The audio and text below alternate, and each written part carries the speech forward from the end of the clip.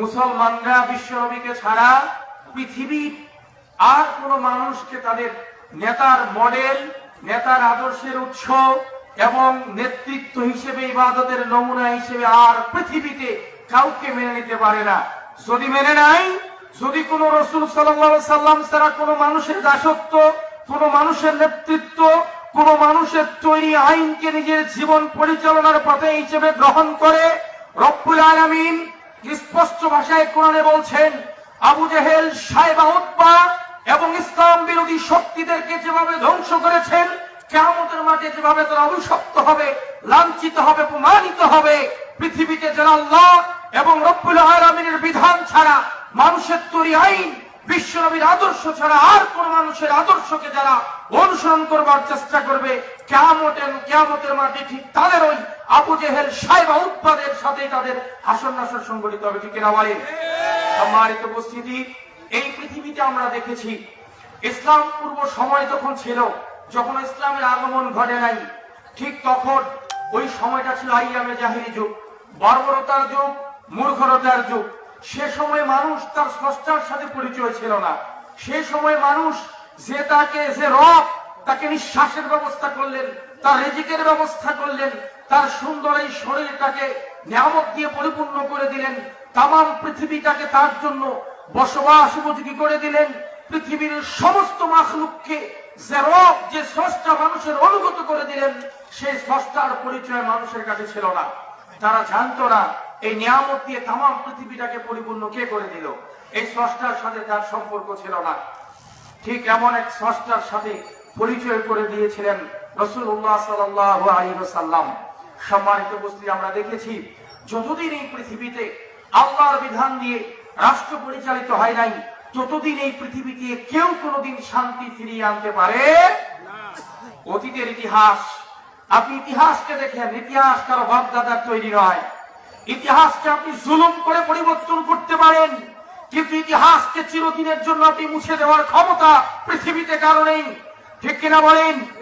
আপনার জুলুম আর জালিমের মুখোমুখি হয়ে হয়তোবা ইতিহাস সাময়িক ভাবে একটু বিকৃতি ঘটতে পারে, কিন্তু মনে রাখবেন, জুলুমের পতন হওয়ার পরে আবার সেই সত্য ইতিহাস জাতির সম্মুখে উন্মোচিত হয়, যেটা রব্বুল আলামিন পৃথিবীতে যুগে যুগে অসংখ্য জালিম স্বৈরাচারের পতনের মাধ্যমে সত্যকে উন্মোচিত করেছেন। ঠিক কিনা বলেন? সম্মানিত ভাইয়েরা আমার, আমরা দেখেছি ইসলাম পূর্ব সময়টা ছিল জাহিলি যুগ, যে সময় মানুষের মানবতাবোধ ছিল না, যে সময় মানুষের বাক স্বাধীনতা ছিল না, যে সময় আমার মা বোনের ইজ্জতের কোনো মূল্য ছিল না, যে সময় মানুষের জান এবং মালের নিরাপদ ছিল না, যে সময় মানুষের ধন সম্পদের নিরাপত্তা ছিল না, যে সময় আমাদের মা তাদেরকে শুধুমাত্র গর্ভধারণের মেশিন মনে করা হতো, এমন আইয়ামে জাহিলি যুগের বর্বরতা ছিল। মানুষ শুধুমাত্র তাদের জৈবিক চাহিদা পূরণের মাধ্যম মনে করত নারীদেরকে। নারী যখন তাদের জৈবিক চাহিদা পূরণের প্রয়োজন হতো, একজন নারীর সাথে তারা জেনায় লিপ্ত হতো। সম্মানিত ভাইরা আমার, যে সময় আজকে আমরা দেখছি হাট বাজারে গরু ছাগল বিক্রি করা হয়, ঠিক ওই জাহিলি যুগে এই গরু ছাগলের মতো মানুষ বেচা কেনা করা হতো। কৃতদাসদের কিনে নিয়ে আসা হতো, গৃহস্বামীরা বাজারে যেত, বাজারে গিয়ে নারীদেরকে বাজারে বিক্রি করা হতো, বাজার থেকে তারা নারীদেরকে কিনে আনতো, কিনে আনার পর তাদের সাথে জেনায় লিপ্ত হতো, তাদেরকে গর্ভবতী করা হতো। এই গর্ভবতী মহিলার বয়স যখন 7, 8 কিংবা 9 মাসে এসে পৌঁছাতো, তখন তারা তাদের বাড়ির উঠানে বিশাল করে মদের আড্ডা বসাতো। সমস্ত বন্ধু বান্ধবদেরকে দাওয়াত দিয়ে নিয়ে আসা হতো, বাড়ির ডাইনিং এর উপরে বিশাল মদের আড্ডা বসিয়ে ওই গর্ভবতী নারীকে এনে হাজির করা হতো। জনসম্মুখে ওই গর্ভবতী মাকে উলঙ্গ করা হতো।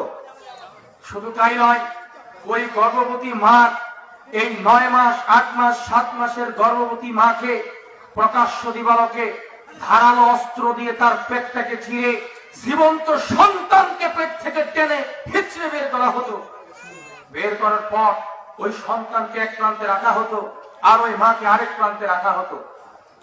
আর তারা মদ খেয়ে তারা ওই সন্তান কিভাবে মায়ের কাছে না যাওয়ার কারণে ছটফট ছটফট করে ইন্তেকাল করে এই মৃত্যু যন্ত্রণা দেখতো, কিভাবে ওই মা ছটফট ছটফট করে মৃত্যুর যন্ত্রণায় ঢলে পড়ে। এই দৃশ্য থেকে নরপিশাচেরা এক পৈশাচিক অট্ট হাসিতে মেতে উঠত। সম্মানিত ভাইরা আমার, ঠিক ওই সময়ে যে সময় নারীদের মূল্যায়ন ছিল না, ইসলাম আসার পর বিশ্বনবী হযরত মুহাম্মদ সাল্লাল্লাহু আলাইহি সাল্লাম ওই অবহেলিত নারী জাতিকে সম্মানের সর্বোচ্চ মর্যাদা অধিষ্ঠিত করেছিলেন। পৃথিবীতে আর কোন ধর্ম সেই সম্মান, সেই ইজ্জত ইসলাম নারীদেরকে দিয়েছে, পৃথিবীতে আর কোন মত, আর কোন পথ, আর কোন ধর্ম মা বোনদের এত বেশি ইজ্জতের ব্যবস্থা করে নাই। ঠিক কিনা বলেন?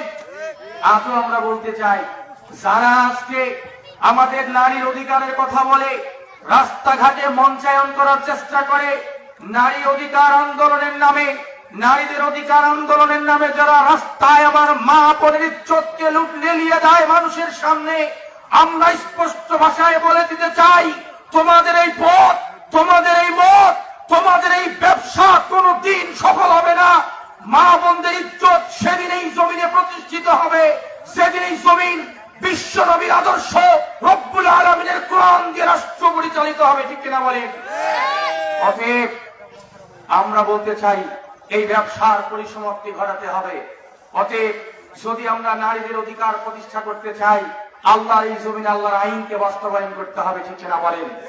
এই জমিনে কোরআন আইন দিয়ে রাষ্ট্র পরিচালিত করতে হবে। কোরআনের আইন ছাড়া, কোরআন দ্বারা রাষ্ট্র পরিচালনা করা ছাড়া পৃথিবীতে কোন দিন ইনসাফ প্রতিষ্ঠা করা ইতিপূর্বে সম্ভব হয় নাই, আগামীতেও সম্ভব হবে না, হবে না, হবে না। যেটা হয় নাই, স্বাধীনতার পরবর্তী আমরা প্রায় 53 বছর দেখেছি মানুষের তৈরি আইন দিয়ে রাষ্ট্র পরিচালিত হয়েছে, আমরা ন্যায় এবং ইনসাফ প্রতিষ্ঠা করতে পারি নাই। পেরেছি নাকি বলেন? এটা কোশ্চিন কালেও সম্ভব হবে না, কিয়ামত পর্যন্ত সম্ভব হবে না। জমিন যার, আইন চলবে কার? জমিন যার, আইন চলবে তা। আমরা যতই চেষ্টা করি যে আমরা এই সুন্দর সোনার বাংলাকে, সুন্দর সোনার বাংলা তৈরি করব, এটা কোশ্চিন কালেও সম্ভব নয়। কারণ আমরা আমাদের লক্ষ্য থেকে দূরে সরে গিয়ে আছি। যে পথ অবলম্বন করে আপনি নিরাপত্তার সাথে আপনি আপনার গন্তব্যে পৌঁছাতে পারবেন, সেই পথ আপনার জন্য সুন্দর, সেই পথ আপনার জন্য নিরাপদ, সেই পথ অত্যন্ত মসৃণ, সেই পথকে বাদ দিয়ে যদি আপনি ভিন্ন কোন পথে আপনি আপনার লক্ষ্যে পৌঁছাতে চান, মনে রাখবেন ওই ভিন্ন পথ কোন দিন আপনাকে আপনার কাঙ্ক্ষিত মন্দিরে পৌঁছাতে সম্ভব নয়। ওই পথ কোন দিন আপনাকে আপনার লক্ষ্যে পৌঁছাতে পারে না। সম্মানিত ভাইরা আমার, আমাদের লক্ষ্যে পৌঁছাতে গেলে আমাদের সঠিক পথে নিজের জীবনকে পরিচালিত করতে হবে। অতএব আমরা যে সুন্দর সন্ত্রাস মুক্ত, দুর্নীতি মুক্ত, ধর্ষণ মুক্ত, ডাকাত মুক্ত, সুদ মুক্ত, ঘুষ মুক্ত যে সোনার বাংলা নির্মাণের জন্য আমরা প্রচেষ্টা করে চলেছি, আমরা এই চেষ্টা করার পাশাপাশি যদি আল্লাহর জমিনে আল্লাহর দ্বীনকে প্রতিষ্ঠা করবার জন্য কাজ না করি, আপনার এই বক্তব্য, আমার এই বক্তব্য, আপনার এই মাহফিল, আমার এই প্রচেষ্টা রাজনীতিবিদদের সমস্ত রাজনৈতিক বক্তব্য ব্যর্থতায় পর্যবেসিত হবে। সম্মানিত ভাইরা আমার, রব্বুল আলামিন বিশ্ব নবীকে নাজিল পৃথিবীতে প্রেরণ করবার পর বলে দিলেন, ওয়া মা আরসালনাকা ইল্লা রাহমাতাল লিল আলামিন। হে রাসূল, নিশ্চয়ই আপনি तमाम পৃথিবীর সমস্ত মানুষের জন্য, সমস্ত সৃষ্টির জন্য রহমত স্বরূপ। সুবহানাল্লাহ বলবেন না? সুবহানাল্লাহ। অতএব সম্মানিত ভাইরা আমার, বিশ্ব নবী যখন এই পৃথিবীতে আসলেন, তার প্রতি যখন কোরআন নাযিল হলো, কোরআনের এই অমীয় বাণী যখন মানুষের কাছে পৌঁছানো শুরু করলেন, বিশ্ব নবীকে তখন কেউই ফুলের মালা দিয়ে বরণ করে নেয় নাই। নিয়েছিল নাকি বলেন? বিশ্ব নবীর জন্য লাল গালিচার সংবর্ধনা ছিল না। বিশ্ব নবীর জন্য যখন তিনি কোরআন প্রচারের কাজ করবার জন্য বের হতেন, রাস্তার দুই ধারে তার কর্মীরা কোনদিন ওই গোলাপ ফুলের মালা নিয়ে বিশ্ব নবীর গলে পরানোর জন্য দাঁড়িয়ে ছিল না। তার পথটা ছিল অত্যন্ত সংকটময়, পথ ছিল অত্যন্ত কষ্টের, পথ ছিল কাঁটাযুক্ত, এই পথ ছিল বাধা এবং বিপত্তির, এই পথ ছিল জুলুম আর নির্যাতনকে পেরিয়ে যাওয়ার, এই পথ ছিল রক্ত পিচ্ছিল পথে হেঁটে গিয়ে কোরআনের এই দাওয়াত মানুষের দ্বারে দ্বারে পৌঁছানোর এই পথ কোনদিন সাবলীল সহজ পথ ছিল না। বিশ্বনবী যখন কোরআনের দাওয়াত দেওয়ার জন্য মক্কার মানুষগুলোর কাছে গেলেন, মক্কার মানুষের কাছে কাছে যখন কোরআন প্রচার এবং প্রসারের কাজ শুরু করলেন, মক্কার কাফিরেরা আবু জেহেল, সাইবার প্রতাপ তারা বিশ্বনবীর উপর অকথ্য জুলুম এবং নির্যাতন করেছিল, ঠিক কিনা বলেন? অকথ্য জুলুম এবং নির্যাতনের মুখোমুখি বিশ্বনবী হয়েছিলেন। মক্কা থেকে যখন তাকে বিতাড়িত করা হলো, বিশ্বনবী তাইফের ময়দানে কোরআন প্রচারের জন্য গেলেন। তাইফের ময়দানে কোরআন প্রচারের জন্য গিয়ে যখন তাকে অকথ্য জুলুম আর নির্যাতন করা হলো, কাফির মুশরিকরা যখন বিশ্বনবীর পিছনে পাগল আর যুবকদের আর বালকদের লেলিয়ে দিয়ে কঙ্কর নিক্ষেপ করতে করতে যখন বিশ্বনবীর সুন্দর শরীর থেকে রক্ত রঞ্জিত করে দিল, ক্ষত বিক্ষত করে দিল, বিশ্বনবীর চেহারা মুবারক থেকে যখন রক্তগুলো ঝরছিল, দু হাত দিয়ে তার রক্তগুলো বুকে মেখে নিলেন। তিনি তিনবার অজ্ঞান হয়ে গেলেন তাইফের ময়দানে। জিবরাইল আমিন বিশ্বনবীর কাছে এসে অবতীর্ণ হলেন। আসার পর বললেন, হে নবী, আমি আপনার কাছে এসেছি, আমি চলে যাওয়ার পর এই সংবাদ দেওয়ার জন্য আমি আপনার কাছে এসেছি। আমি জিবরাইল চলে যাওয়ার পর আপনার কাছে দুইজন পাহাড়ের ফেরেশতা নাজিল হবে, পাহাড়ের দায়িত্বে নিযুক্ত ফেরেশতা আপনার কাছে আসবে। আপনি ওই ফেরেশতাদের যেভাবে ব্যবহার করতে চাইবেন তারা সেভাবে ব্যবহৃত হবে, সেই আদেশ আপনি তাদের করবেন, সেই আদেশ তারা পালন করবে। জিবরাইল আমিন সংবাদ দেওয়ার পর চলে গেলেন। এরপর পাহাড়ের দায়িত্বে থাকা নিযুক্ত ফেরেশতারা বিশ্বনবীর সামনে এসে হাজির হয়ে বললেন, আল্লাহর নবী। সালাম দেওয়ার পরে বললেন, আল্লাহর নবী, আমরা আপনার কাছে এসেছি, এই তায়েফের দুষ্ট লোকেরা, কাফির মুশরিকেরা, মুরতাদেরা, ইসলাম বিরোধী শক্তিরা, কোরআন বিরোধী শক্তিরা আপনার উপর অকথ্য জুলুম আর নির্যাতন করেছে, আপনার পবিত্র শরীর থেকে রক্ত ঝরিয়েছে। আল্লাহর নবী, আপনি আদেশ দেন, এই পাহাড় চাপা দিয়ে তায়েফবাসীদের আমরা ধ্বংস করে দেব। আমি শুধু এতটুকু বলতে চাচ্ছিলাম, মেসেজ যেটা, যে আমার রাসূলের পাওয়ার কত ছিল, আমার রাসূল কত বড় পাওয়ারফুল একজন মানুষ ছিলেন, কত বড় ক্ষমতাবান একজন মানুষ ছিলেন। সীমাহীন ক্ষমতা থাকার পরও বিশ্বনবী কোনদিন ক্ষমতার অপব্যবহার করে নাই, করেছিল নাকি? এই তায়েফের ময়দান তার একটা জ্বলজ্বন্ত দৃষ্টান্ত। তাকে ক্ষতবিক্ষত করা হলো, কঙ্কর নিক্ষেপ করা হলো, পবিত্র চেহারা মোবারককে রক্ত রঞ্জিত করে দেওয়া হলো। বিশ্বনবী তিনবার তায়েফের প্রান্তে অজ্ঞান হয়ে গেলেন। ঘুরে দাঁড়ালেন, ফেরেশতারা এসে বলছে, রাসূল, যারা আপনাকে ক্ষতবিক্ষত করেছে, যারা আপনার পবিত্র শরীর থেকে রক্ত ঝরিয়েছে, আপনি আদেশ দেন এই পাহাড় চাপা দিয়ে তায়েফবাসীকে আমরা ধ্বংস করে দেই। রাসূলুল্লাহ সাল্লাল্লাহু আলাইহি সাল্লাম তখন ফেরেশতাদের বললেন, শোনো, তারা যদি বুঝতো আমি মুহাম্মদকে, তারা যদি জানতো আমি তাদের আখিরাতের কল্যাণকামী, তারা যদি জানতো আমি তাদেরকে জাহান্নাম থেকে ডেকে ডেকে জান্নাত উপযোগী মানুষ তৈরি করবার জন্য কাজ করছি, তারা যদি জানতো আমি তাদের আখিরাতের কল্যাণকামী, আমি তাদের দুনিয়ার কল্যাণকামী, তারা যদি বুঝতো আমি যে এই ধর্মের দাওয়াত দেই, এই ধর্ম পৃথিবীতে একমাত্র শ্রেষ্ঠ ধর্ম, তাহলে তারা আমার সাথে এহেন আচরণ করতো না।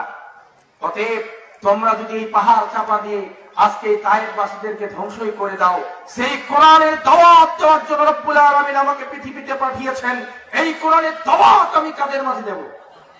অতএব তারা যা করেছে আমার সাথে না বুঝেই তারা করেছে, আমি ক্ষমা করে দিয়েছি।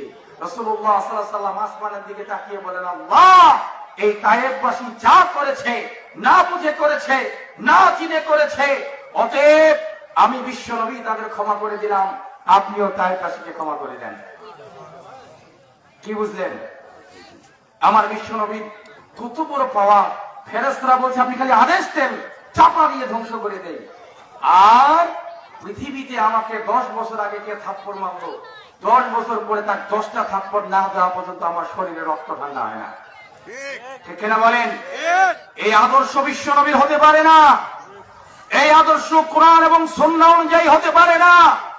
ইসলাম পৃথিবীতে এসেছিল শক্তি প্রয়োগ করে ইসলাম প্রতিষ্ঠা করবার জন্য নয়। বিশ্বনবী পৃথিবীতে এসেছিলেন তার চরিত্র দিয়ে দিক থেকে দিগন্তে কোরআনের অমীয় সুধা ছড়িয়ে দেওয়ার জন্য। যুগে যুগে বিশ্বনবী 23 বছর নবুয়তি জিন্দেগি তার জ্বলন্ত উদাহরণ। ঠিক না বলেন? তায়েফবাসীর অকথ্য জুলুম নির্যাতন সহ্য করার পরেও আমার বিশ্বনবী প্রতিশোধ পরায়ণ হন নাই, তিনি তায়েফবাসীকে ক্ষমা করে দিয়েছিলেন। অতএব শুধু তাই নয়, বদরের প্রান্তরে যখন আবু জেহেলকে হত্যা করা হলো, এই হত্যার নেশায় যখন আবু জেহেলের কন্যা হিন্দা ক্ষোভে ফেটে গেলেন, হত্যার প্রতিশোধের নেশায় মেতে উঠলেন। মূলত উহুদের যুদ্ধ হয়েছিল আবু জেহেলের হত্যার প্রতিশোধ নেবার জন্য। যুদ্ধের ময়দানে যখন যুদ্ধ শুরু হলো, বিশ্বনবীর চাচা আমির হামজাকে দীর্ঘদিন যাবৎ ওয়াসি নামে একজন তীরন্দাজকে ট্রেনিং করে দেওয়া হলো। হিন্দা তাকে ট্রেনিং দেওয়া হলো যে যুদ্ধের ময়দানে আমার পিতার হত্যার প্রতিশোধ আমি নিতে চাই, আমি বিশ্বনবীর চাচা আমির হামজাকে হত্যা করে আমার পিতার হত্যার প্রতিশোধ আমি নিতে চাই। ঠিক তাই হলো, ওয়াসি নামক তীরন্দাজকে স্পেশাল তাকে ট্রেনিং দেওয়া হলো। উহুদের যুদ্ধ শুরু হলো, বিশ্বনবীর চাচা আমির হামজাকে তীর নিক্ষেপ করে হত্যা করা হলো। হিন্দা আমির হামজার কাছে গেলেন, যাওয়ার পরে তার বুকটা চিরে কলিজাটাকে বের করে চিবিয়ে খেলেন। বিশ্বনবী তার চাচার নির্মম ভাবে হত্যা আর বুক চিরে তার আমির হামজার কলিজাটাকে চিবিয়ে খাওয়া দৃশ্য রব্বুল আলামিন দূর থেকে অবলোকন করে দু চোখের পানি দিয়ে তার দাড়ি মোবারককে ভিজিয়ে দিলেন। কি মনে করেন আপনি? তার প্রিয় চাচা এতিম নবী, কেউ নাই, চাচাদের সান্নিধ্যে বড় হয়েছে। যুদ্ধের ময়দানে তিনি নিক্ষেপ করে বুকটাকে ছিঁড়ে কলিজাটাকে টেনে বের করে হিন্দা চিবিয়ে চিবিয়ে তার পিতার হত্যার প্রতিশোধের এক ভয়ানক নেশায় উন্মাদনা করছিল। বিশ্বনবী পাশে দাঁড়িয়ে এই হত্যার দৃশ্য দেখে দু চোখে অশ্রু ছড়িয়ে শুধু কেঁদেছে আর কেঁদেছে। মক্কা যখন বিজয় হয়ে গেল, বিশ্বনবী যখন বিশাল বাহিনী নিয়ে মক্কার অভিমুখে রওনা হলেন, মক্কা বিজয়ের জন্য বিশ্বনবী হযরত মুহাম্মদ সাল্লাল্লাহু আলাইহি সাল্লাম কালেমার যখন সাদা ঝান্ডাকে উড়িয়ে দিলেন, সমস্ত সাহাবায়ে কেরামদেরকে নিয়ে যখন বিশ্বনবী মক্কার কাছাকাছি পৌঁছালেন, বিশ্বনবী দাঁড়িয়ে সমস্ত সাহাবায়ে কেরামদের উদ্দেশ্যে বললেন, সাহাবীরা শোনো, আজ দীর্ঘ 10 বছর আমরা আমাদের মাতৃভূমি মক্কা, জন্মভূমি মক্কা থেকে বিতাড়িত ছিলাম। অকথ্য জুলুম আর নির্যাতনের মুখোমুখি আমরা হয়েছি। দীর্ঘ 10 বছর প্রিয় পরিচিত মাতৃভূমিতে আমরা আমাদের পদচিহ্ন পড়ে নাই। 10 বছর পরে আমরা এই মক্কার অভিমুখে রওনা হলাম। সাহাবীরা শুনে রাখো, আজ আমরা কোন রক্তপাত করতে চাই না, আজ কোন প্রতিশোধের নেশায় উন্মাদ হতে চাই না। মনে রাখবে, আজ মক্কার ধুলিগুলো হাতে নিয়ে বিশ্বনবী এইভাবে তুলে বললেন, আজ মক্কার প্রত্যেকটি ধুলিকণা পবিত্র, আজ মক্কার প্রত্যেকটি পিপিলিকা পবিত্র। নাম ধরে ধরে বললেন, আজ আবু জেহেলের কন্যা হিন্দার ঘর নিরাপদ, আবু জেহেলের জামাত আবু সুফিয়ানের ঘর নিরাপদ। এই ঘোষণা যখন দিচ্ছিলেন, এই ঘোষণা শোনার আগেই আবু সুফিয়ান আর হিন্দা ঘরের ভিতরে বিশ্বনবী মক্কা বিজয়ের ঘটনা শুনে ঘরের ভিতরে খিল হেঁটে দিয়ে হাউমাউ করে চিৎকার করে কাঁদছিলেন আর বলছিলেন, সর্বনাশ, আজ না জানি আমাদের সাথে কি ভয়াবহ আচরণ মুহাম্মদ সাল্লাল্লাহু আলাইহি সাল্লাম করেন, না জানি কি নির্মম, না জানি কি পৈশাচিক প্রতিশোধ আজকে বিশ্বনবী আমাদের সাথে নেন। এই ভয়ে চিৎকার করে ঘরের ভিতরে কাঁদছিলেন। হঠাৎ যখন বিশ্বনবী এই ঘোষণা আবু জেহেলের কন্যা হিন্দা তার জামাত আবু সুফিয়ানের কানে পৌঁছে গেল, কাল বিলম্ব না করে দরজার চৌকাঠটাকে খুলে দিয়ে দ্রুত গতিতে বিশ্বনবীর কাছে গিয়ে হাতে হাত রেখে বায়াত ইসলাম গ্রহণ করে বললেন, মুহাম্মদ, যাদের এত ক্ষতি আমরা করেছি, তোমাকে মক্কায় থাকতে দেই নাই, জুলুম আর নির্যাতন করেছি। মুহাম্মদ, তুমি যখন সেজদায় তোমার মাথাকে নুয়ে দিতে, আমরা তখন উঠে ওই নারী পচা নারী ভুরুগুলো তোমার মাথার উপরে দিয়ে আমরা তোমাকে নামাজ থেকে বিমুখ করার চেষ্টা করেছি। মুহাম্মদ, এত জুলুম নির্যাতন করেছি, তোমার সাহাবীদেরকে আমরা হত্যা করেছি, জীবন্ত পুঁতে ফেলেছি, আমরা ছিঁড়ে ফেলেছি, হাত কেটেছি, পা কেটেছি। অকথ্য জুলুম নির্যাতন সহ্য না করতে পেরে তুমি তোমার সাহাবীদেরকে নিয়ে মক্কা থেকে মদিনায় চলে গিয়েছো। আর এত জুলুম নির্যাতন করবার পর তুমি আমাদের সাধারণ ক্ষমা ঘোষণা করেছো। আমরা কথা দিচ্ছি, তুমি কোনো সাধারণ মানুষ হতে পারো না। নিঃসন্দেহে তুমি আল্লাহর প্রেরিত বান্দা এবং রাসূল। রাসূলুল্লাহ সাল্লাল্লাহু আলাইহি সাল্লামের হাতে হাত রেখে সেদিন আবু সুফিয়ান আর হিন্দা ইসলাম গ্রহণ করেছিল। এটা হলো বিশ্বনবীর আদর্শ। বুঝেন নাই? এটা কি আল্লাহ রাসূল যুদ্ধ দিয়ে যত মানুষ না ইসলাম গ্রহণ করেছে, তার চাইতে বেশি আল্লাহ রাসূলের আদর্শে আকৃষ্ট হয়ে মানুষ ইসলামের ছায়াতলে এসে অংশগ্রহণ করেছে। মজার ব্যাপার হলো প্রতিশোধ নয়, আদর্শের দিক দিয়ে আমরা শ্রেষ্ঠতম মানুষ যেদিন নিজেকে তৈরি করতে পারবো, জনগণের নেতা নয়, যেদিন আমরা জনগণের একজন দায়িত্বশীল খাদেম হিসেবে নিজেকে উপস্থাপন করতে পারবো, সেদিন অবশ্যই মানুষ আমাদের আদর্শ দেখে আকৃষ্ট হয়ে মহান ধর্মের দিকে দীক্ষিত হবে। সম্মানিত ভাইরা আমার, এই অকথ্য জুলুম নির্যাতন সহ্য করার পরও বিশ্বনবী কি দিনের দাওয়াতের কাছ থেকে একদিনের জন্য থেমে গিয়েছিলেন? একদিনের জন্য থেমে গিয়েছিলেন? থেমে যান নাই। তার এই দাওয়াতে কাজ দিনের পর দিন তিনি করেছেন। শত জুলুম আর নির্যাতন বিশ্বনবী এই দাওয়াতি মিশন এবং মিশনকে কি করতে পারে নাই? কাফিররা বন্ধ করতে পারে নাই। সম্মানিত ভাইরা আমার, বিশ্বনবী সেদিন তাকে মিথ্যা অপবাদ দেওয়া হয়েছিল, তাকে বলা হয়েছিল কবি, তাকে বলা হয়েছিল জাদুকর, তাকে বলা হয়েছিল গণক, তাকে বলা হয়েছিল জ্যোতিষী। সম্মানিত ভাইরা আমার, সেই বিশ্বনবীর আদর্শকে যারা এই জমিনে বাস্তবায়ন করবার চেষ্টা করে, যারা আল্লাহর জমিনে কোরআনকে প্রচার এবং প্রসার করবার চেষ্টা করে, আমরা দেখেছি আইয়ামে জাহিলি যুগের ওই দৃশ্যের এক ভয়াল অবতারণা এই সময়েও জালিম শৈল শাসকেরা করেছে। ঠিক না বলেন? বিশ্বনবীর মতো মানুষ কি পৃথিবীতে এসেছিল? পৃথিবীতে আর কোন মানুষের চরিত্রের সার্টিফিকেট রব্বুল আলামিন এভাবে দেন নাই যেভাবে রব্বুল আলামিন বিশ্বনবীর চরিত্রের সার্টিফিকেট দিয়েছিলেন। রব্বুল আলামিন বলছেন, ইন্নাকা লাআলা খুলকিল আযীম, হে রাসূল নিঃসন্দেহে আপনি মহান চরিত্রের অধিকারী। ঠিক না বলেন? পৃথিবীতে আর কোন মানুষের চরিত্রের সার্টিফিকেট এভাবে দেওয়া হয় নাই। আমরা চরিত্রগত সনদ দেওয়ার জন্য চেয়ারম্যানের কাছে যাই না? যাই কিনা বলেন? ডন মাইন্ড। আমি একটা উদাহরণ দেব। আমার চরিত্রের সার্টিফিকেট কে দেয়? আমার ইউনিয়ন পরিষদের চেয়ারম্যান। পৌরসভার সার্টিফিকেট কারা দেয়? পৌরসভার মেয়র। তারা আমার চরিত্রের সার্টিফিকেট দেয়। আপনার মসজিদের ইমাম যদি চরিত্রগত সনদ নিতে যায়, যেই কথাটা লেখা থাকে, আপনার এলাকার কুখ্যাত বিখ্যাত সম্মানিত ডাইল ব্যবসায়ীও যদি, গাঁজা ব্যবসায়ীও যদি তার চরিত্রগত সনদ নিতে যায়, একই কথা লেখা থাকে। ঠিক না বলেন? মসজিদের ইমামেরও যা, আপনার এলাকার সবচেয়ে কুখ্যাত বদমাইশ বেয়াদবর চরিত্রগত সনদতা। কোন পার্থক্য আছে? পৃথিবীতে এই চরিত্রগত সনদ আপনি নিতে যান, যার চরিত্রের অনুসরণ করবার মতো কোনো দিক নাই, যার চরিত্রে আকৃষ্ট হবার মতো কোনো বিশ্বনবীর আদর্শ যার চেহারা সুরতে নাই, আপনি তার কাছে চরিত্রগত সনদ নিতে যান। কিন্তু আমরা এমন একজন লিডারকে মানি, আমরা এমন একজন মানুষকে মানি, সেই মানুষের সুপারিশ ছাড়া পৃথিবীতে এমন কোন ক্ষমতাশীল বাদশার আগমন ঘটে নাই, ভবিষ্যতেও ঘটবে না, যার সুপারিশ ছাড়া কিয়ামতের মাঠে জান্নাত তো দূরের কথা, এক পা জান্নাতের দিকে অগ্রগামী হওয়ার ক্ষমতা রাখে। ঠিক না বলেন? তিনি কে? তিনার নাম কি? বিশ্বনবী হযরত মুহাম্মদ সাল্লাল্লাহু আলাইহি ওয়াসাল্লাম। অতএব এই পৃথিবীতে যতদিন শান্তি প্রতিষ্ঠা হবে না, মানুষ ততদিন পূর্ণ ইমানদার হওয়ার কোন যোগ্যতা আর ক্ষমতা রাখে না, যতদিন মানুষ বিশ্বনবীর আদর্শকে তার জীবনে ধারণ না করে। ঠিক না বলেন?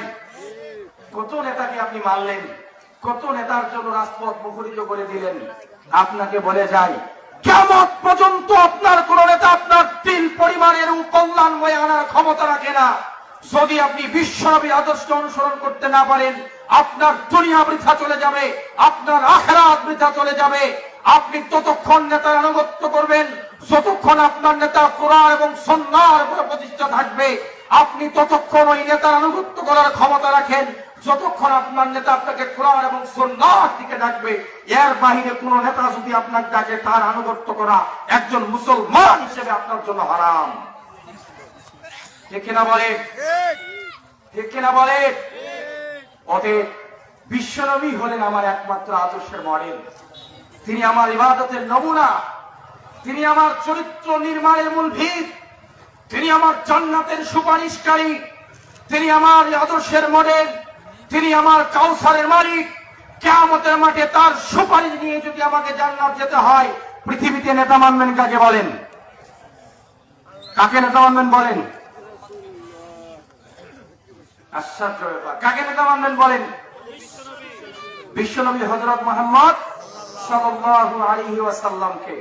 রব্বুল আলামিন তার প্রিয় হাবিব একটি হাদিস বর্ণনা করছেন। এই হাদিস বর্ণনা করতে গিয়ে তিনি বলছেন, কিয়ামতের মাঠ যখন শুরু হবে সেদিন রব্বুল আলামিন তার আরশের ছায়া ছাড়া কোনো ছায়া থাকবে না। কিয়ামতের মাঠ যখন শুরু হবে আরশের, আল্লাহর আরশের ছায়া ছাড়া আর কোনো ছায়া সেদিন থাকবে না। রাসূলুল্লাহ সাল্লাল্লাহু আলাইহি ওয়াসাল্লাম বলছেন, সেদিন 7 শ্রেণীর মানুষকে রব্বুল আলামিন তার আরশের ছায়ায় আশ্রয় প্রদান করবেন। কয় শ্রেণীর? কয় শ্রেণীর? 7 শ্রেণীর মানুষকে সেদিন তার আরশের ছায়ার নিচে কি করবেন? জায়গা দেবেন, স্থান দেবেন। 1 নম্বরে বলছেন ইমামুন আদিলুন। সুবহানাল্লাহ বলবেন না? 1 নাম্বার কি? ইমামুন আদিলুন, ন্যায়পরায়ণ নেতা, ন্যায়পরায়ণ শাসক। তাহলে নেতা হয়েও জান্নাত যাওয়া যায়, ঠিক কিনা বলেন? নেতা হলো জান্নাত যাওয়ার একটা মাধ্যম, নেতা হলো জান্নাত যাওয়ার একটা সুযোগ। নেতা যদি আপনি হন, মনে রাখবেন রব্বুল আলামিন আপনাকে নিজেকে জান্নাত উপযোগী মানুষ তৈরি করবার জন্য একটা মহান সুযোগ দিয়েছে। অতএব নেতার জায়গায় বসে, নেতার চেয়ারে বসে যদি আপনি আপনার অধীনস্থ কর্মচারী জনগণের উপরে জুলুম আর নির্যাতন চালান, আপনি যদি জনগণের টাকা মেরে খান, আপনি যদি জনগণের উপর ক্ষমতার প্রয়োগ করে জুলুম আর নির্যাতন করে লুটপাট করে খেয়ে সম্পদের পাহাড় নির্মাণ করেন, তাহলে আপনি জান্নাত যাবেন না জাহান্নাম যাবেন বলেন? তাহলে নেতাও জান্নাত যাবে, শুধু যাবে না, স্পেশাল মর্যাদা দিয়ে রব্বুল আলামিন তাকে জান্নাতে পাঠাবেন। তাহলে ইমামুন আদিলুন, ন্যায়পরায়ণ নেতা হতে হবে। এখন ন্যায়পরায়ণ নেতা আমরা বলি কাকে? জানার দরকার আছে না নাই? দরকার আছে না নাই? আচ্ছা, তার আগে একটা কথা বলি। আমাদের মাঝে মাঝে, আমার কিন্তু 10 মিনিট সময় আছে, আমি একটা বলেই শেষ করবো আর কি। আমাদের অনেকেই বলি যে এখন যারা মুরব্বীরা আসে না, আলেমরা আসে, আসার পর খালি রাজনৈতিক বক্তব্য দেয়, বলে না? খালি রাজনৈতিক বক্তব্য দেয়। আচ্ছা, আপনি রাজনীতি কি বুঝেন? আপনি রাজনীতি কি বুঝেন? ঘটনা কিছু আপনি জানেন কোরআনটা কি? কোরআন হচ্ছে মানুষের জন্য একটা জীবন বিধান। আপনি আমাকে বলেন তো, আপনার জীবনের কোন সমস্যার সমাধান কোরআন আপনাকে দেয় নাই? বলতে পারেন? পারবেন বলতে? আচ্ছা, তার আগে আরেকটা কথা বলি। আমরা যখন ঘুমাই কার আইন মেনে ঘুমাই? যখন ঘুম থেকে উঠি কার আইন মেনে উঠি? যখন বাথরুমে ঢুকেন কার আদর্শ মেনে ঢুকেন? যখন বাথরুম থেকে বের হন, যখন মসজিদে ঢুকেন, যখন মসজিদ থেকে বের হন, যখন খাইতে বসেন, যখন খাওয়া শেষ করেন, যখন বিয়ে করতে যান, যখন বিয়ে পড়ায়, যখন স্ত্রীর সাথে আপনি বৈধ মিলনে যুক্ত হন, তখন সন্তানের যদি হওয়ার পরে আযান দেন কার আইন মেনে? সন্তানের খতনা দেন কার আইন মেনে? সন্তানের বিয়ে দেন কার আইন মেনে? আচ্ছা, কোন জায়গায় আপনি আল্লাহ আইন মানেন না আমাকে বলেন? এক জায়গায় মানেন না। রাষ্ট্রটা কোরআন দিয়ে পরিচালিত হোক, এই জায়গায় আমরা কেউ নারাজ, ঠিক না বলেন? আপনি লিডার, নেতৃত্বের জায়গায় বসে আপনি সুন্দর ভাষায় বক্তব্য উপস্থাপন করেন, ন্যায় ইনসাফ ভিত্তিক সমাজ প্রতিষ্ঠা করবার ওয়াদা জাতির সামনে দেন। মসজিদে ঢুকে বক্তব্য উপস্থাপন করবার সময় মনে হয় আপনি বিশাল কোন মুক্তি, আপনি কোন মসজিদের ইমাম, আপনি কোন জবরদস্ত ওলামায়ে কেরাম। মসজিদে ঢুকে আপনার কাছে যেভাবে আমরা কোরআনের কথাগুলো শুনতে চাই, আমরা রাষ্ট্র যখন পরিচালনা করেন আপনার জবান দিয়ে আমরা ওই কথাটা শুনতে চাই, কোরআন দিয়ে রাষ্ট্র পরিচালিত হোক, ঠিক না বলেন? এই জায়গায় আমাদের নেতারা কোরআনটাকে চায় না। এই জায়গায় যারা কোরআনকে আনতে চায় তাদেরকে ধর্ম ব্যবসায়ী বলে তারা আবু জেহেলের মতো চরিত্রের বহিঃপ্রকাশ ঘটানোর চেষ্টা করে। যুগে যুগে বিশ্ব নবীকে তারা গণক, জাদুকর, কবি বলে সেভাবে মানুষের হৃদয় থেকে তাদের জায়গাটাকে দূরে করে করতে পারে নাই, বাদ দেওয়ার চেষ্টা করেছে। রব্বুল আলামিন বিশ্ব নবীকে তত দ্রুত মানুষের মনিকঠায় জায়গা দেওয়ার ব্যবস্থা করে দিয়েছে, ঠিক কিনা বলেন? আগামীতেও যারা মৌলবাদ, জঙ্গিবাদ, ধর্ম ব্যবসায়ী বলে যারা ইসলাম কোরআনকে রাষ্ট্র থেকে দূরে রাখার চেষ্টা করবেন। বিগত সময়ে যেভাবে আল্লাহ জালিমদেরকে একেবারে জঘন্যভাবে ধ্বংস করেছে, আগামী দিনে আল্লাহ আপনাদেরকে সেভাবেই ধ্বংস করবে। সময় শুধু অপেক্ষা, ঠিক না বলেন? আমি ন্যায়পরায়ণ নেতার একটা উদাহরণ দিয়ে আমার আলোচনা শেষ করব। ন্যায়পরায়ণ নেতার একটা উদাহরণ দেব। ন্যায়পরায়ণ নেতা কেমন হওয়া উচিত? হযরত ওমর রাদিয়াল্লাহু তাআলা আনহু কে? হযরত ওমর রাদিয়াল্লাহু তাআলা আনহু তার ক্ষমতার রাষ্ট্র পরিচালনার যে বিশাল রাজ সিংহাসনে তিনি বসা, এক আরব বেদুইন বিশ্বনবীর কাছে এসেছেন, হযরত আবু বকরের কাছে এসেছেন। তিনি দেখতে এসেছেন, সুনাম শুনেছেন খলিফাতুল মুসলিমিন, এই অর্ধ পৃথিবীর শাসনকর্তা হযরত ওমর নাকি খুব উদার হৃদয়ের মানুষ, তিনি নাকি অত্যন্ত আমানতদার মানুষ, তার নাকি হৃদয়টা অনেক প্রসারিত, তিনি নাকি অত্যন্ত দিনদার, তিনি নাকি তার সমাজের মানুষের মধ্যে ন্যায় এবং ইনসাফ প্রতিষ্ঠা করেন। এই সুনাম শুনে এই বেদুইন বিশ্ব আমিরুল মুমিনিনের দরবারে এসেছেন তাকে দেখবার জন্য। তিনি তার কাছে এসে বসেছেন, বসবার পর বলছেন, আমিরুল মুমিনিন, আপনি কি অর্ধ পৃথিবীর শাসক? হযরত ওমর বলছেন, হ্যাঁ আমি অর্ধ পৃথিবীর শাসক। বলছে, আপনার সাথে আমার কিছু কথা ছিল। এই বেদুইন যাওয়ার আগে হযরত ওমর নম্প কুপি বুঝিত, কুপি জ্বালিয়ে তিনি হিসাব করছিলেন, লেখালেখি করছিলেন। যখন ওই আগন্তুক বেদুইন বিশ্বনবী হযরত ওমরের কাছে গেলেন, হযরত ওমর তাকে জিজ্ঞেস করলেন, এই আগন্তুক ব্যক্তি, তুমি বলো তোমার সাথে আমার যে কথা, এ কথা কি রাষ্ট্রীয় নাকি ব্যক্তিগত? এই আরব বেদুইন বললেন, আমিরুল মুমিনিন, আপনার সাথে কথাটা হলো আমার একান্ত ব্যক্তিগত। এই কথা বলার সাথে সাথে হযরত ওমর ভূ মেরে কি করলেন? ওই কুপি, ওই নম্বর আগুনটাকে নিভিয়ে দিলেন। কথা শেষ হয়ে গেল আরব বেদুইনের সাথে। কথা শেষ হওয়ার পর তিনি যখন চলে যাচ্ছেন, তখন বললেন, ওমর, আমি তোমার অনেক সুনাম শুনেছি। আমি শুনেছি তুমি নাকি একজন বিশাল হৃদয়ের মানুষ, তুমি নাকি কোমল হৃদয়ের মানুষ, তুমি নাকি তোমার জনগণ প্রজার উপরে নাকি দারুণ ভাবে রহম প্রবশ, তুমি নাকি তার বিপদে দাঁড়াও, পাশে দাঁড়াও, তুমি নাকি অনেক সুন্দর অতিথি প্রিয়তা, মানুষের সাথে খুব সুন্দর ভাবে তুমি মুআমালাত করো, সম্পর্কের ব্যাপারে নাকি তুমি অত্যন্ত সচেতন। কিন্তু আমি যা সুনাম শুনেছিলাম, তোমার সাথে সাক্ষাৎ করার পরে আমি দেখলাম তারপরে উল্টো। ওমর, তুমি বড় কিপটা, অতিথিদের সাথে সুন্দর আচরণ করতে তুমি জানো না, একজন মানুষকে মূল্যায়ন করতে জানো না। তুমি কেমন মানুষ? তোমার দরবারে আমি আসলাম, তুমি তোমার ওই প্রদীপ জ্বালিয়ে অন্ধকারে তুমি আমার সাথে কথা বললে। তোমার মতো কিপটা অমর শাসক আমি আমার জীবনে কোনোদিন দেখি নাই। ওমর, তুমি বড়ই কিপটা একজন শাসক। এই কথা বলে রাগ করে যখন আরব বেদুইন চলে যাচ্ছেন, হযরত ওমর ডাকেন, শোনো, তোমাকে একটা কথা বলি। তুমি আসার আগে আমি একটা কাজ করছিলাম, দেখেছো? হ্যাঁ আমি দেখেছি। তুমি জানো আমি কি করছিলাম? বলছে, না আমি দেখি নাই। শোনো বেদুইন, তুমি আসার আগে যেই প্রদীপ জ্বালিয়ে আমি হিসেব করছিলাম, এটা সাধারণ কোনো কাজ নয়, আমি ওটা দিয়ে রাষ্ট্রের হিসাব করছিলাম। আর তুমি জানো ওই প্রদীপে যে তেল দিয়ে প্রদীপ জ্বলছিল, ওই তেলটা কার টাকায় কেনা? আরব বেদুইন বলছে, না আমি জানি না আমিরুল মুমিনিন, আপনি বলেন। ওই প্রদীপের তেলটা হলো রাষ্ট্রের টাকা দিয়ে কেনা। আর তোমার সাথে আমার কথাটা কি ছিল, রাষ্ট্রীয় না ব্যক্তিগত? বলছে ব্যক্তিগত।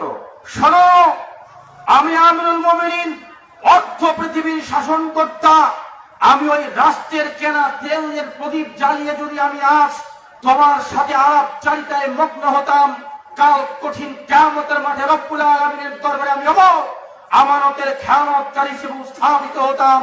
জাহান্নামের লেলিহান অগ্নিশিখায় রব্বুল আলামিন আমাকে জ্বালিয়ে পুড়িয়ে ছারখার করে দিত। অতএব কিয়ামতের মাঠে আমি কোনদিন আমানতের খেয়ানতকারী হিসেবে উঠতে চাই না। রব্বুল আলামিন এর সেই লেলিহান অগ্নিশিখায় জাহান্নামের আগুনে আমি জ্বলতে চাই না। এই জন্য আমি প্রদীপ জ্বালিয়ে তোমার সাথে কথা বলেছি। যদি অন্যায় হয় আমাকে ক্ষমা করে দিও। আরব বেদুইন বলছে, ওমর, আমি শুধু তোমার সুনাম শুনেছিলাম, আজ প্রমাণিত হলো মুসলিম জাহানের শাসকরাও যে এমনই হয়। সুবহানাল্লাহ বলবেন না?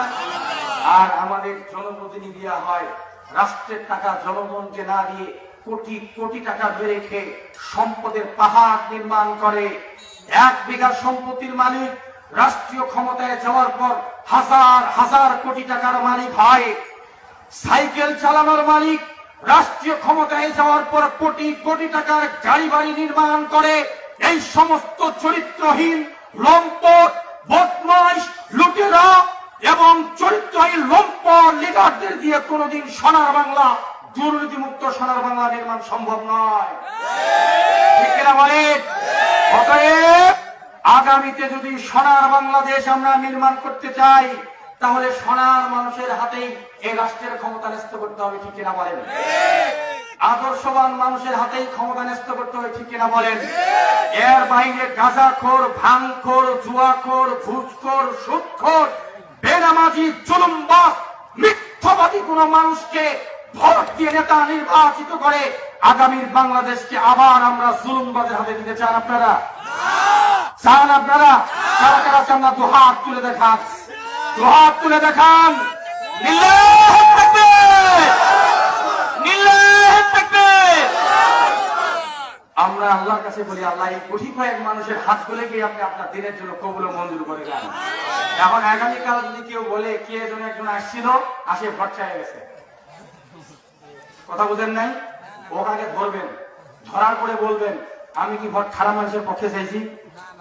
আমি বলছি আপনি ভোট দিবেন ভালো মানুষ, আল্লাহ ভীরু মানুষ, যে জনগণের টাকা মেরে খাবে না, মাতৃভাতার টাকা মেরে খাবে না, 10 টাকার কার্ডের চাল মেরে খাবে না, কাবি খার বিনিময়ে খাদ্য লুটপাট করে খাবে না, রাষ্ট্রের যে সম্পদ আমার দেশের দরিদ্র মানুষের জন্য বরাদ্দ করে এই দরিদ্র মানুষের খেটে খাওয়া ফকির মিসকিনের সম্পদ সেই লিডার মেরে খাবে না।